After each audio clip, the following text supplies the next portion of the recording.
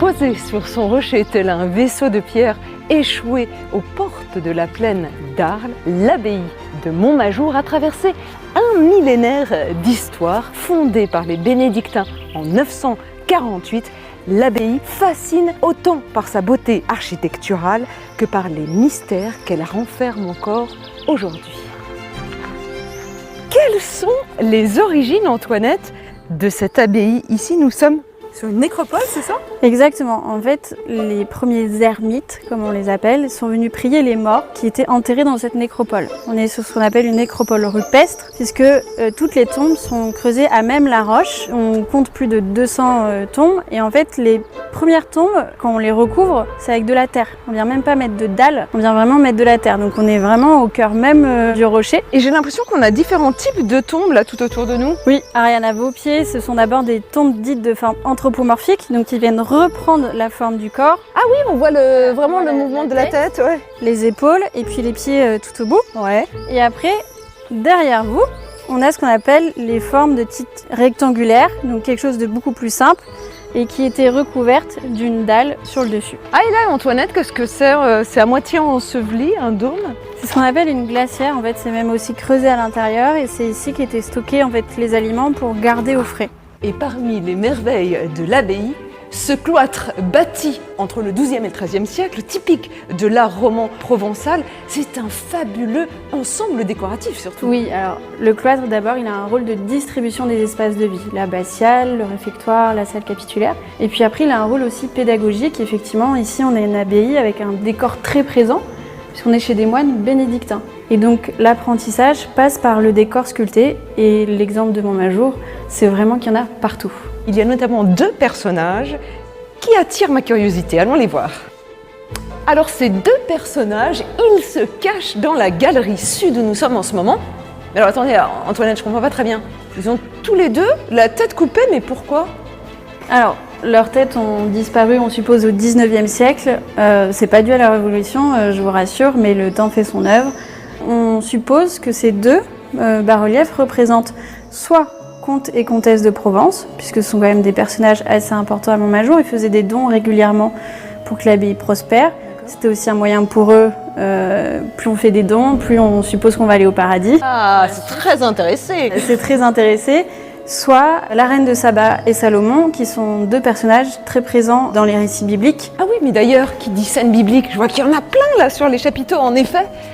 Oui, vous en avez un certain nombre, mais celui-ci, par exemple, il vous raconte l'Annonciation. Donc l'Annonciation, vous savez, c'est quand l'ange Gabriel vient annoncer à Marie qu'elle attend Jésus, le Messie tant attendu. Là encore, on a l'érosion qui enlève les têtes. Qui enlève, mais on voit, en fait, l'ange, on le voit grâce aux ailes, vous avez vraiment le tracé. Et ici, Marie, qui du coup salue et qui s'exalte de cette nouvelle. Et de l'autre côté, ce sont des apôtres qu'on voit ici? Ce sont, oui, effectivement, des apôtres. Vous avez aussi le Christ qui est représenté au milieu. Vous avez plus loin un autre récit qui concerne Marie, qui est là le couronnement de la Vierge. Tout du long du cloître, vous avez un certain nombre de récits qui sont présents et qui vous racontent différents récits de la Bible. Mais comme c'est agréable, cette petite brise ici, c'est pas étonnant parce que c'est très ajouré, donc le vent peut s'y engouffrer facilement. Oui, c'est ça. Ici, en fait, dans le cloître, vous êtes vraiment dans un espace qui respire et qui permet aussi aux moines de se reposer.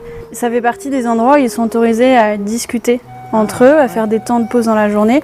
Toute l'abbaye est propice à la méditation. Et puis il y a aussi ce puits, j'imagine que c'est la citerne pour s'abreuver en eau. C'est le puits, et sous nos pieds vous avez la citerne en fait qui fait la même surface que le cloître, dans lequel vous aviez toute la réserve d'eau. Mais Antoinette, à quoi ressemblait le quotidien des moines, j'imagine, ponctué par les prières? Ici on est dans une abbaye bénédictine, il est régi par ce qu'on appelle la règle de Saint-Benoît. C'est-à-dire que vous avez des temps de prière, des temps de repos et aussi des temps de travail. Temps de travail intellectuel et manuel. Donc manuel, ça va être la culture des champs pour pouvoir s'alimenter. Intellectuel, ça va être, ici on a des moines copistes, donc ils vont recopier la Bible, les écrits, pour pouvoir derrière diffuser la Bible autour d'eux. Le rythme se fait grâce au temps de prière, de messe que vous pouvez avoir tout au long de la journée. Et là je vois sur les murs curieusement toutes sortes de graffitis, ils sont récents? Ils ont été découverts il n'y a pas très longtemps, dans les années 90, donc c'est pas si vieux que ça. mais c'est des graffitis qui dateraient du XIIe siècle. Ils sont très fins et c'est assez rare d'en voir dans une abbaye. C'est un bateau là, avec des rames? Des bateaux. Tout l'ensemble qu'on peut voir, ce sont des bateaux, ce sont des graffitis marins. On a plusieurs hypothèses sur leur rôle. Le premier, c'est ce qu'on appelle des ex-voto. On venait prier pour demander la protection des marins qui partaient en mer en gravant sur les murs de l'abbaye.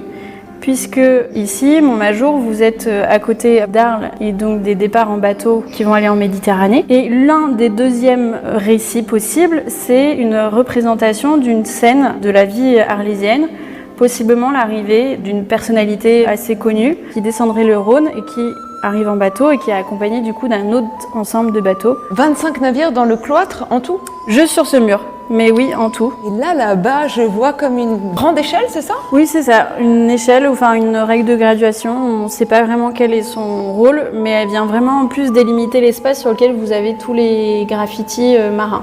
Oh et Antoinette, cette console, c'est la fameuse tarasque, c'est ça? Oui, c'est ça. La tarasque, c'est une légende locale. C'était une bête qui faisait peur à la population puisqu'elle mangeait les hommes. Mais c'est une légende très présente dans la région qui va même donner à la ville de Tarascon, qui est juste à côté d'Arles, son nom. Ah oui, Tarasque. Tarascon. Mais je remarque qu'à chaque fois, quelle que soit la galerie qu'on emprunte, on a ces consoles avec ces têtes d'animaux. On a un bestiaire qui va être fantastique, donc c'est-à-dire des animaux imaginaires comme ceux que vous avez derrière moi. Et puis vous pouvez avoir aussi des animaux réels. Par exemple, celui-ci. Qu'est-ce que c'est pour vous? Un ours attaqué par un serpent sur le nez, non? Non. Pas du tout. Pas du tout, c'est un éléphant. Alors, faut se dire... On dirait pas, effectivement, mais à l'époque, les tailleurs de pierre qui vont sculpter les consoles n'ont jamais vu un éléphant. Donc en fait, ils vont se baser sur des écrits pour pouvoir représenter l'éléphant. L'éléphant, il représente la chasteté. Donc lui, il est représentatif d'une vertu. D'accord. Chaque animal est lié soit à une vertu, soit au contraire à un vice, comme la gourmandise, ce genre de choses, toujours en lien avec le bien et le mal. Mais alors, qui sont ces deux personnages? Je crois reconnaître quand même Saint-Pierre, c'est la clé, n'est-ce pas? Exactement. Saint-Pierre, il est toujours représenté avec les clés, donc ce sont les clés pour rentrer au paradis. Saint-Pierre, on le trouve ici parce que Montmajour est sous la protection de Saint-Pierre, donc c'est pour ça qu'il est représenté dans le cloître de l'abbaye. Et à côté de lui, vous avez l'abbé Guillaume de Bonafieux qui reconnaît ça parce que vous avez une crosse dans sa main. C'est vraiment un abbé, on le reconnaît grâce à sa crosse, c'est un des symboles des abbés. Et c'est Guillaume de Bonafieux, parce que c'est lui qui est à l'origine de la construction du cloître de l'abbaye. Et pourquoi on les met côte à côte, ces deux-là? Ils sont côte à côte parce que ça reste deux personnages très importants de l'histoire de Montmajour. Saint-Pierre parce qu'on est sous sa protection, donc vous allez le retrouver à différents endroits de l'abbaye. Et l'abbé Bonafieux parce qu'il a ordonné la construction du cloître. Donc du coup, on lui doit une place assez importante dans le cloître de l'abbaye. Alors là, c'est assez exceptionnel parce que nous avons des décors, cette fois-ci peints ici, notamment les sculptures. C'est d'origine? Oui, ce sont d'origine. Ce sont des décors qui existaient dès le XIIe siècle. On sait que le cloître était peint en grande majorité. Dans ces teintes-là, rouge? Ces teintes-là, on a encore des traces de pigments assez présents sur ces différents chapiteaux. Le cloître, on sait que c'était un endroit qui était paré de couleurs. Autre chef-d'œuvre, cette abbatiale. C'est vraiment un chef-d'œuvre architectural. On a 14 mètres de hauteur, on s'élève vers le céleste. En revanche, c'est très court. Pourquoi? Oui. En fait, la construction de l'abbatiale ne sera jamais terminée. Donc on a cette impression de volume, effectivement c'est très haut, mais vous n'avez pas la longueur qui va avec. On a 3 travées sur 5 prévues à l'origine. Donc il faut imaginer que l'abbaye devait être beaucoup plus grande et donc on aurait moins eu cette impression de grandeur en fait et de volume qu'on peut avoir aujourd'hui quand on est à l'intérieur. Ce qui est surprenant aussi, ce sont les fenêtres. On en a 3. Et là, il y aurait vraiment une place pour en mettre une 4e. Et pourquoi il n'y en a pas? Alors, il y a une place, mais la fenêtre ne sera jamais construite. C'est fait exprès. En fait, c'est un vrai choix de ne pas faire cette fenêtre, puisque si on l'avait mis ici, vous êtes dans le sens d'orientation du vent, du Mistral. Et donc, il y aurait eu des risques que le verre éclate. Donc, du coup, ils vont prendre la décision de ne pas construire cette fenêtre et de garder juste les 3 autres. On lie le génie à l'esthétique. Oui, tout est pensé. Les moines à l'époque, même les bâtisseurs, quand ils construisent une abbaye, ils l'imaginent pour que ça tienne dans le temps. Et la preuve aujourd'hui, des siècles plus tard, Montmajour est toujours debout. Ça a aussi une logique en termes de gestion des espaces. Et puis, il y a l'esthétique qui va pour les personnes qui vivent à l'intérieur puissent prier et vivre leur quotidien en tant que moine. Autre particularité de cette abbatiale, c'est ce qui se passe sous nos pieds, la crypte. Vous m'emmenez? Ouais.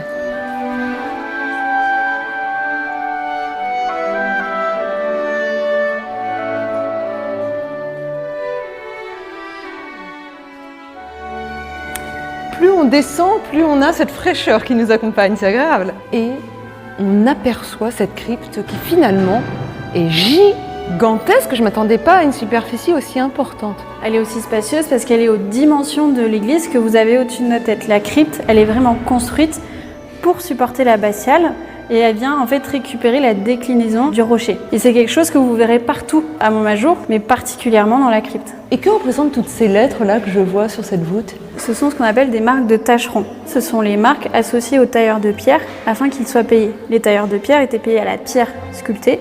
Et donc une fois qu'ils avaient fini de travailler un bloc, ils faisaient une marque qui était leur symbole, qui leur permettait derrière d'être payés. C'est vraiment les marques d'une vingtaine de personnes que vous allez retrouver visibles aujourd'hui. Mais s'il n'était que 20, ça a dû prendre au moins un siècle pour construire cette crypte et cette abbatiale. Non, la construction de la crypte et de l'abbatiale, elle se compte plutôt autour d'une vingtaine d'années. En fait, ils y passent vraiment leur quotidien, jour et nuit, ils sont là pour construire. Et donc c'est ce qui fait qu'ils avaient besoin d'une petite équipe, alors qu'effectivement aujourd'hui, on est sur des chantiers avec 500 personnes, mais les amplitudes horaires ne sont pas les mêmes. Il y a une espèce de symétrie, une profondeur de champ dans cet alignement de voûtes en berceau. L'abbatiale et la crypte sont construites au même moment. Et donc effectivement, on retrouve cet arrosement comme on l'a à l'étage, on l'a aussi au rez-de-chaussée. Et là, j'imagine que nous sommes face à l'autel de la crypte, mais quelle fonction exacte avait-il? C'est un espace dans lequel on disait des messes, mais des messes qui étaient que pour les laïcs. Ça va aussi être pendant longtemps, vers le XIIe siècle, l'endroit dans lequel on va avoir les reliques de la Sainte Croix. La Sainte Croix, donc c'est vraiment un petit bout de la croix sur laquelle le Christ est décédé. Donc on va avoir un pèlerinage associé à ce petit bout de bois qui a lieu tous les 3 mai.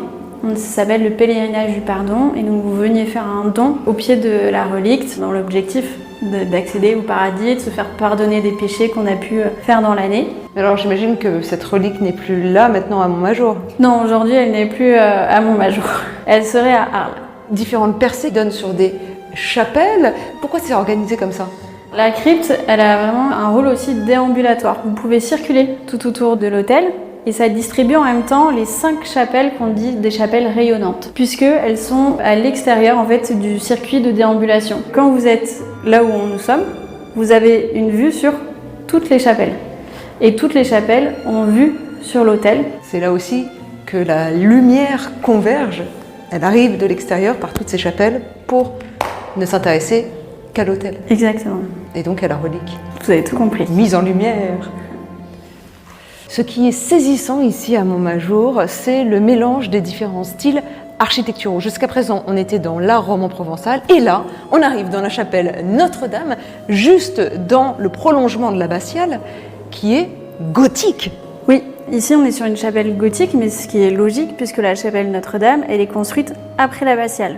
Et donc l'architecture du bâtiment va suivre les évolutions de l'architecture comme partout en France. Si vous voyez au-dessus de nos têtes, on est vraiment avec des arcs brisés. Les enfeux aussi, donc qui sont les espaces dans lesquels vous avez les tombes, sont aussi marqués par des voûtes à arcs brisés. C'est vraiment le symbole de l'art gothique en France. Ces cavités-là, c'était les emplacements des tombes? Exactement. Les 2 cavités qui sont derrière nous, ce sont vraiment 2 tombes dans lesquelles il devait y avoir les comtes de Provence. Les comtes vont demander à pouvoir être enterrés à Montmajour, puisque pour eux, c'est une manière de monter plus rapidement au paradis. Il n'y a personne. Aujourd'hui, il n'y a personne. Ici, nous sommes dans le vestige le plus ancien de l'abbaye, c'est l'Ermitage Saint-Pierre. Il date du XIe siècle, mais quelle est son histoire? L'Ermitage Saint-Pierre, effectivement, c'est la première construction de Montmajour. La construction va se faire puisque Dame Teusinde, qui était une dame arlésienne, qui était propriétaire du mont Major, va faire don du terrain aux ermites qui étaient installés sur le mont, afin qu'ils puissent se constituer en vraie communauté religieuse, et ils vont choisir de suivre la règle de Saint-Benoît. C'est à partir de là que va naître la communauté bénédictine de Montmajour.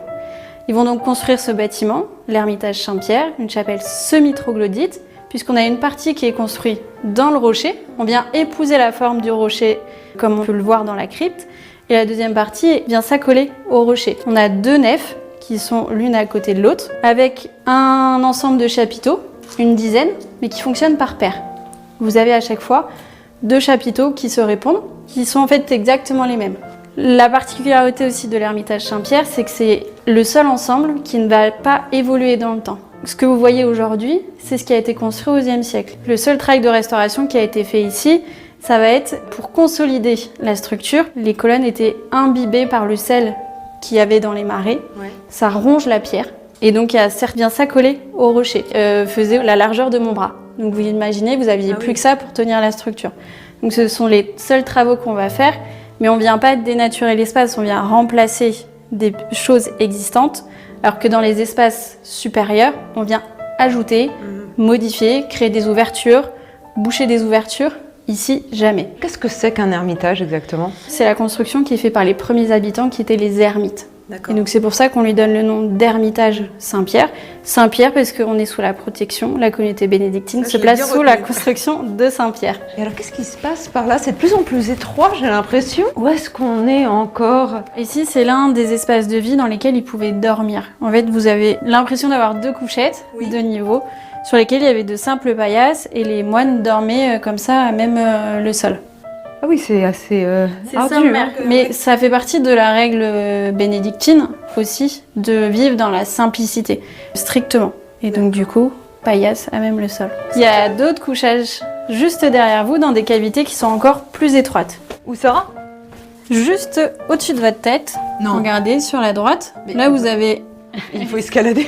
Vous aviez en fait des échelles en bois, toutes simples, qui permettaient d'accéder à ces cavités et dans lesquelles ils avaient installé, pareil, une paillasse et où ils pouvaient s'installer. C'est minuscule, mais comment on peut rentrer un homme là-dedans ? Alors, c'est sûrement plus profond que ce qu'on voit aujourd'hui. Et puis, il faut se dire qu'à l'époque, la population est de taille plus petite que nous aujourd'hui. Donc, effectivement, on ne mettrait pas quelqu'un de 2 mètres à l'intérieur.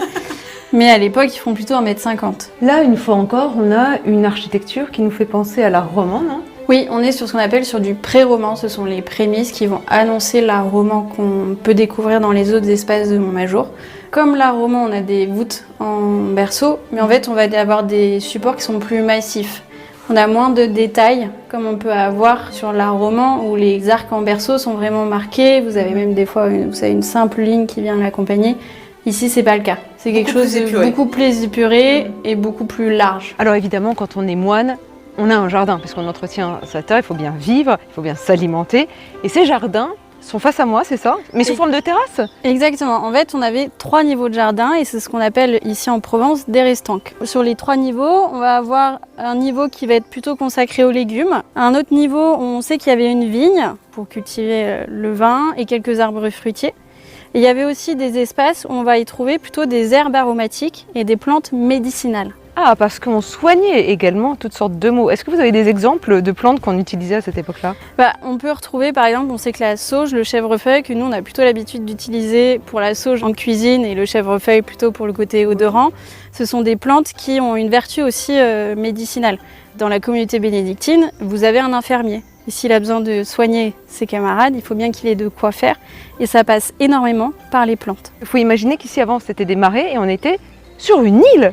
Exactement. Là, ici, si on remonte 600 ans en arrière, on est dans l'eau. Ça venait vraiment jusqu'au mur que vous voyez derrière nous. Mais là, on a quand même la très grande chance de pouvoir avoir accès à ces restanques qui sont fermés actuellement au public. Oui, on espère pouvoir un jour les présenter. C'est des espaces qu'on, petit à petit, on restaure. Les murs que vous voyez derrière moi, donc, ce sont des murs en pierre sèche, ont été remontés en 2020 et 2021. Donc c'est tout récent. Avant, ici, vous aviez juste un amas de terre et de gravier. Et aujourd'hui, on a quand même ces 3 niveaux qui sont marqués. Et est-ce qu'il est même question peut-être de replanter certaines plantes médicinales ? Les questions effectivement de replanter, mais tout en prenant en compte aussi l'évolution des températures, le changement climatique. Oui.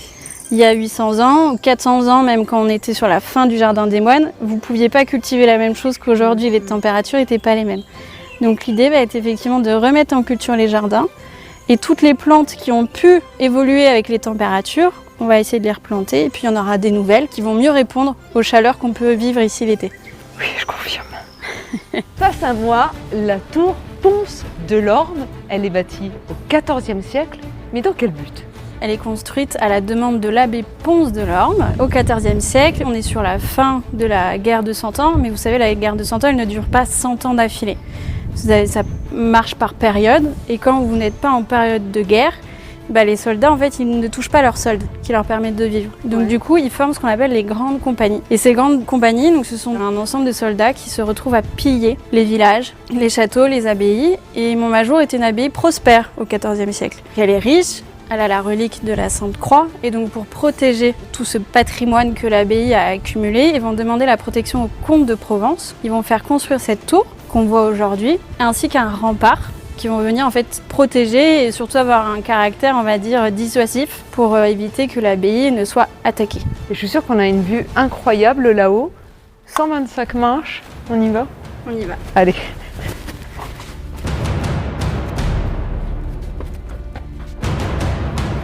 Et 125! C'est cardio! Alors là, nous sommes au sommet de la tour. Qu'est-ce qu'on voit exactement? Alors ici, on va avoir un panorama à 360, c'est-à-dire qu'on voit Arles, les Alpilles, la plaine de la Crau, mais aussi Tarascon, Beaucaire. Comme on a une vue à 360, ça permet de voir arriver l'ennemi de très loin et aussi d'être visible de très loin. Donc pour montrer aussi la puissance et faire comprendre aux possibles grandes compagnies qui sont dans la région, attention, s'ils veulent piller Montmajour, il y a un système défensif qui est là pour protéger l'abbaye et son trésor. D'ailleurs, on le comprend bien à l'architecture. Là, une fois encore, on voit des meurtrières, une architecture militaire cette fois. On est typiquement sur une architecture militaire défensive puisqu'on a un parement, ce qu'on appelle un bossage, on a effectivement des meurtrières, des mâchicoulis, on est sur des contreforts. Vraiment, là on est sur une tour qu'on pourrait trouver dans un château de l'époque médiévale, vraiment au style défensif. Autre particularité de cette abbaye Montmajour, c'est qu'il n'y a pas seulement une abbaye, nous avons également un monastère, et nous y sommes, le monastère Saint-Maur, c'est ça? C'est ça, le monastère Saint-Maur, il est construit au XVIIe siècle. En fait, on va avoir un renouveau de la communauté à Montmajour. Les bénédictins, ils ont décidé de quitter Montmajour. Et donc on va avoir cette communauté qui s'appelle Saint-Maur, les Mauristes. Mais c'était aussi grand que ce que je vois sur ce dessin. Il y avait combien d'étages? Alors c'était aussi grand. En fait, les Mauristes, ça passe par un renouveau spirituel, mais aussi architectural. Et donc on va avoir un nouveau bâtiment qui se construit, qui faisait 5 étages, 25 mètres de haut, 15 travées. Mais qu'est-ce qu'il y avait à cet étage? On est surtout sur des réserves, greniers à blé, et avec une boulangerie tout au fond. Boulangerie? Ah oui, c'est écrit en effet. Vous aviez le four à pain qui permet du coup aux moines de cuire le pain quotidien dont ils vont avoir besoin. Ah oui!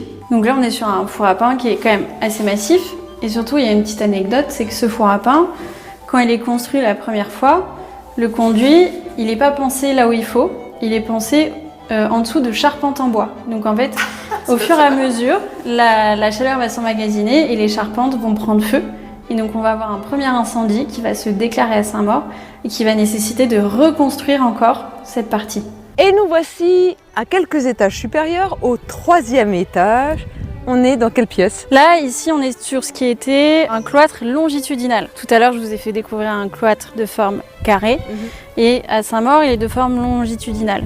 Mais surtout, d'ici, ce qu'on peut observer, c'est vraiment le côté, quand on parle de palais monastique à Montmajour, pour le monastère Saint-Maur, et de même palais d'inspiration classique, ça se voit avec les façades.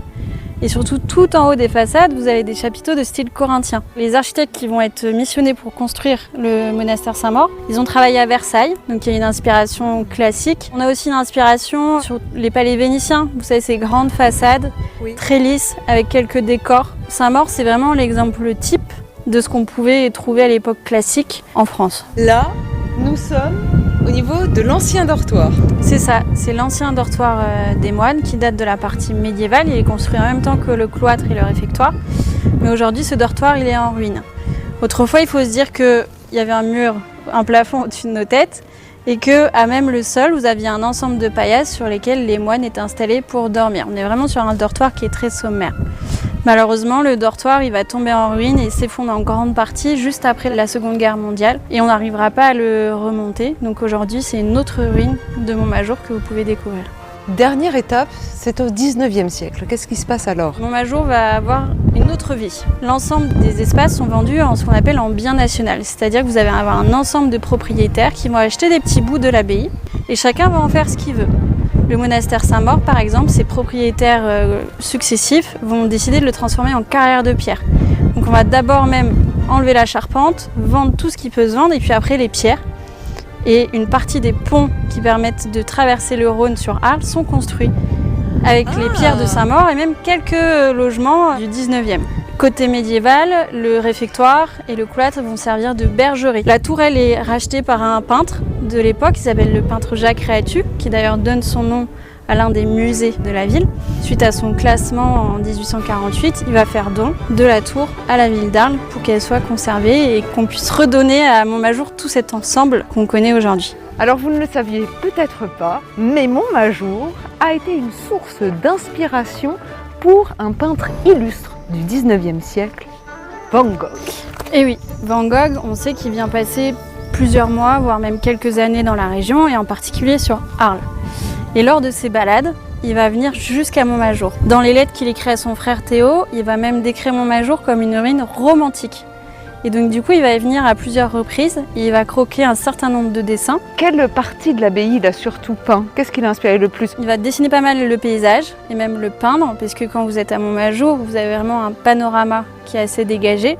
Mais il va aussi croquer la tour, le contrefort de l'abbatiale et la nécropole. Parfois, c'est même Montmajour pris depuis Arles, donc en fait, vous découvrez la silhouette de l'abbaye à travers les cultures qui sont tout autour de l'abbaye. Et toutes ces toiles, où est-ce qu'on peut les admirer? Au musée Vincent van Gogh à Amsterdam, c'est des petits bijoux. Vous n'en trouvez pas beaucoup, tous ces dessins préparatoires. On est ravis qu'il ait croqué Montmajour pendant sa période arlésienne. Témoin de 1000 ans d'histoire religieuse, militaire et artistique, l'abbaye de Montmajour est bien plus qu'un monument, un récit de pierre à ciel ouvert. Si vous souhaitez à votre tour découvrir cette fabuleuse abbaye Montmajour, sachez qu'elle est ouverte toute l'année à l'exception de certains jours fériés, de 10h à 17h pendant l'hiver et puis jusqu'à 18h15 pendant l'été. Prix de l'entrée 7 €, mais elle est gratuite pour les moins de 26 ans. Pour plus d'informations, rendez-vous sur le site de l'abbaye, abbaye-montmajour.fr.